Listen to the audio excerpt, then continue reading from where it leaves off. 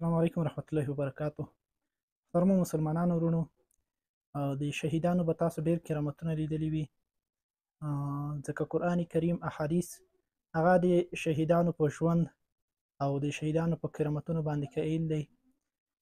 په اسلام کې بار بار د دې ډېر مثالونه دي چې شهیدان د اسلام هغه ژوندي دي او عامو خلکو د هغې کرامتونه ډېر لیدلي دي.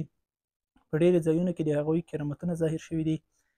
لکه تېرې څو ورځې مخکې په پاکستان کې د پاکستان د ظالم هاجر مزدور حکومت په خلاف په پښتونخوا کې یو څه کسان شهیدان شوي وو چې هغه بیا کورنۍ ته نه سپارل کېدو.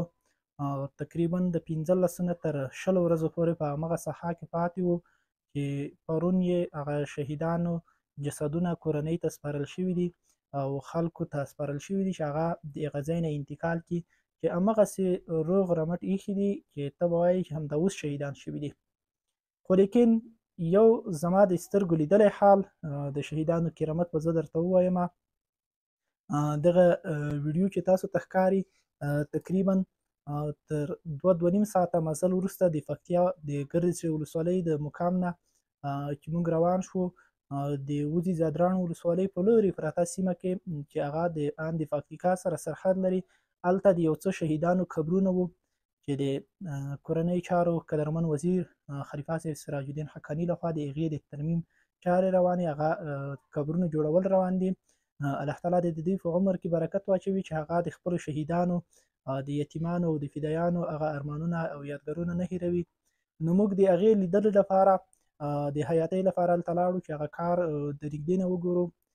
خو لیکن یو جالبه چې هلته موږ ولیده هغه کسان چې دغه کار د قبرونو جوړول کوي، دغه قبرونه تقریبا د نن نه 18 کاله مخکې دغه شهیدان دلته شهیدان شوي دي. د امریکا لخوا په ډېر ظلم او وحشت سره شهیدان شوي وو چې بیا یو ځایي دلته داسې یو ډله ییز شکل باندې دفن کړي شوي وو. په قبرونو باندې د هغه د تیږې په ځای باندې لرګي ایښودل شوي وو چې اوس هغه لرګي وروسته شوي خراب شوي وو.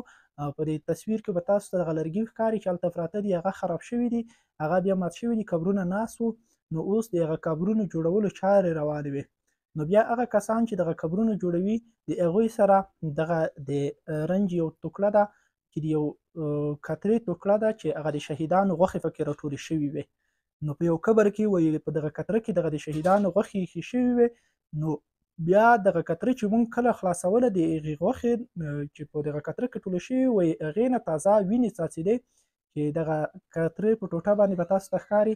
تقریبا دا د موږ د ورتګ نه 2 ورځې مخکې دغه د وینې څاڅکی په دغه کتره باندې لوېدلی دی چې اوس هم هغسې هغه د وینې څاڅکی تازه ښکاري. د 18 کاله مخکې شهیدانو وینې اوس همدغسې تازه دي.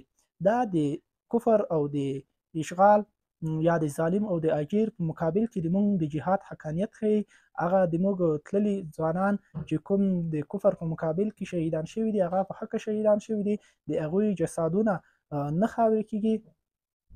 زموږ ورک استاد یاسر صاحب هغې به چې کله کله خبرې کولې نو بیا به د کفر ته چیلنج په دې ورکوه وایي که نور په هېڅ نه پوهېږئ راځئ چې مړي سره کېږدو چې د چا مړی خرابېږي او د چا مړی روغ پاتې کېږي.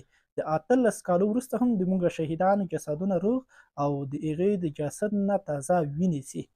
نو دا هغه وینې دي چې نبي علیه الصلاة والسلام فرمایي د قیامت په ورځ به د حشرګاه په میدان کې روان وي، لونه لون الدم، رنګ به یې د وینې وي، وریحه ریح مسک، بوی به یې د مسک وي، د مشک او د غنبرو بوی به ترې ځي. نو دا هغه وینې دي چې د 18 کاله عمر تېرېدلو وروسته هم هغه د قبر لرګي خاورې هغه ځای خرابېږي، خو لیکن هغه وینې همداسې تر او تازه دي. دا اوس زموږ د سترګو لیدلی حال چې تېره ورځ موږ خپل هغه ځای ته لاړو او موږ په خپلو سترګو ولیدو. السلام علیکم ورحمت الله.